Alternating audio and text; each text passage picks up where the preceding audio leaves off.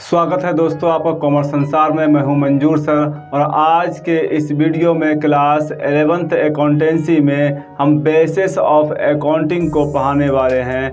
जी हाँ दोस्तों, अकाउंटिंग जो हम करते हैं, अकाउंटिंग करने का कुछ न कुछ हमारा बेस होता है, कुछ न कुछ आधार होता है। जिस आधार पर हम अकाउंटिंग करते हैं उसे हम बेसिस ऑफ अकाउंटिंग कहते हैं।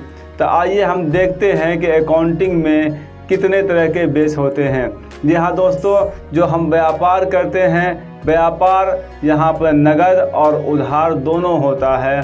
तो एक तो हो गया नगद बिक्री करना, मीन्स नगद काम करना, नगद माल खरीदना, नगद माल बेचना, ये हमारा जो है बेस, इसको हम कैश बेसिस कह सकते हैं। दूसरा जो है एक उधार बेचते हैं, जिसके अंदर जो है उधार माल खरीदते भी हैं और उधार माल बेचते भी हैं, तो हमारा ये जो है एक्रूअल बेसिस होगा। और जब हम व्यापार के अंदर दोनों काम करेंगे तो हमें जो है ये मिक्स बेसिस कह सकते हैं, जिसमें कभी उधार माल खरीदा कभी उधार माल बेचा। ये अक्सर जो है व्यापार के अंदर होता रहता है। यहाँ पर देखते हैं बेसिस ऑफ अकाउंटिंग में, अकाउंटिंग जो है यहाँ पर दिखता है कि 3 प्रकार के होते हैं: cash basis of accounting, accrual basis of accounting और मिक्स बेसिस ऑफ अकाउंटिंग। जब व्यापार में सिर्फ कैश के बेसिस पे हम व्यापार करते हैं, जिसमें नगद माल खरीदारी और नगद माल बेचते हैं, तो इसे हम बेसिस ऑफ अकाउंटिंग में कैश बेसिस ऑफ अकाउंटिंग हम कह सकते हैं यहाँ पे कि हमारा जो है ये नकदी पे आधारित बिजनेस है।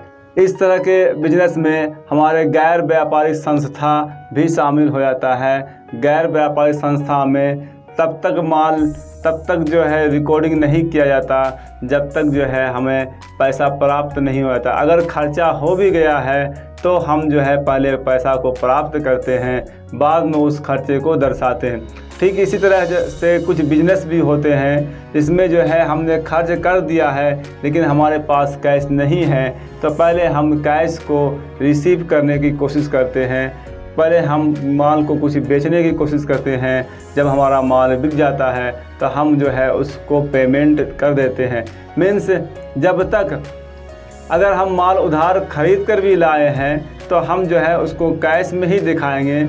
मीन्स अगर हम आज के डेट में उधार खरीद के लाए हैं और पेमेंट हमें 10 दिन के बाद करना है, तो हम जो है माल की ख़रीदारी भी 10 दिन के बाद ही लिखते हैं। मीन्स हम दिखाते हैं कि हमने 10 दिन के बाद ही ख़रीदारी किया है, जबकि हमारा माल पहले आ चुका होता है।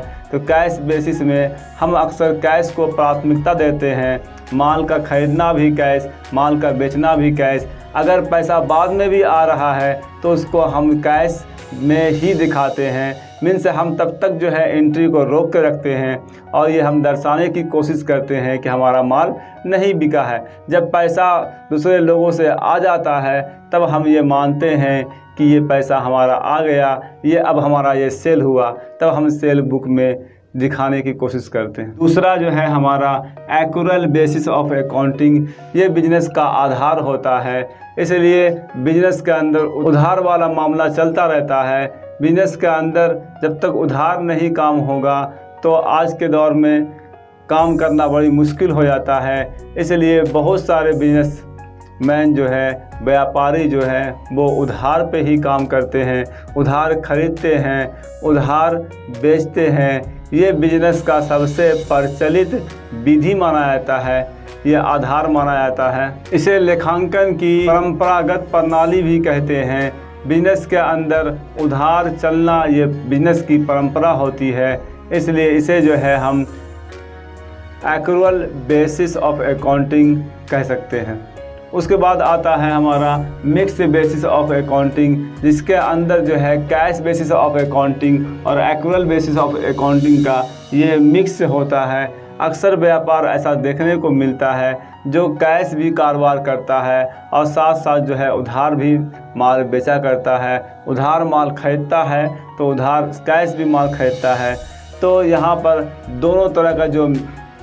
दोनों का जो कॉम्बिनेशन, जो कॉम्बो है, इसको ही हम मिक्स बेसिस ऑफ अकाउंटिंग कह सकते हैं। तो आइए दोस्तों, दोनों का विशेषता हम देख लेते हैं। लिखा है कि यह आधार सरल है क्योंकि समायोजन प्रविष्टि की आवश्यकता नहीं पड़ती। कहने का मतलब इस बेसिस में हम जो है किसी तरह का हमने प्रविष्टि करने की हमको आवश्यकता नहीं है, क्योंकि हम जो है माल नगद बेच रहे हैं, यहाँ पर डूबने का कोई चांसेस नहीं होता है। इसीलिए यहाँ पर किसी तरह का हमने एडजस्टमेंट वगैरह भी, ये एंट्री वगैरह भी करने की ज़रूरत नहीं होती। यह आधार उन संस्थाओं के लिए उपयोगी है जहां अधिकांश लेन देन नकदी होते हैं। वैसे ये आधार जो है, ये बेस जो है उसी संस्थाओं के लिए होते हैं जो हमेशा जो है नगद में ही कारोबार करना चाहती है और करते हैं, उनके लिए ठीक है। लेकिन जो नगद में कारोबार नहीं करना चाहते, फिर तो ये आधार उनके लिए ठीक नहीं है। उसके लिए फिर ये है, ये दूसरा वाला आधार होगा। यहाँ यह लेखांकन के मिलान सिद्धांत का पालन करता है। यहाँ मिलान सिद्धांत का पालन किया जाता है। इसी के अंदर जो है हमारा अकाउंटिंग सिस्टम रन करता है ज़्यादातर, इसलिए कि यहाँ पर जो हम जर्नल रिजल्ट, ट्रायल बैलेंस और जो है फाइनल अकाउंट लास्ट के वर्ष के लास्ट में तैयार करते हैं, ये सारा मामला जो है इसी एक्रूअल बेसिस पे ऑफ अकाउंटिंग में ही आता है। यह संस्था के लेखांकन वर्ष के लाभ, हानि एवं वित्तीय स्थिति का सही चित्र प्रस्तुत करता है। मीन्स किसी भी संस्था के लिए अगर इस पद्धति को अपनाया जाता है तो उनका सही चित्र, सही जो है उसका फिगर, पोजीशन, हालात मालूम होता है कि फर्म ने क्या फ़ायदा क्या नुकसान कमाया और उनके पास क्या वित्तीय स्थिति है, क्या फिनेंशियल पोजीशन है, कितना बैलेंस शीट में कितना एसेट्स है, कितना इसके पास लायबिलिटी है, ये सब कुछ दिखाता है। और तीसरा है कि प्रयोग में यह वैज्ञानिक एवं विवेकपूर्ण है। तो उम्मीद करते हैं कि दोस्तों आपको ये वीडियो पसंद आया होगा। वीडियो को लाइक करें, दोस्तों में शेयर करें। चैनल पर आप नए हैं तो सब्सक्राइब जरूर करें, बेल बटन को दबाकर ऑल कर दें ताकि हर आने वाली वीडियो का नोटिफिकेशन आपको मिलता रहे। तब तक के लिए जय हिंद।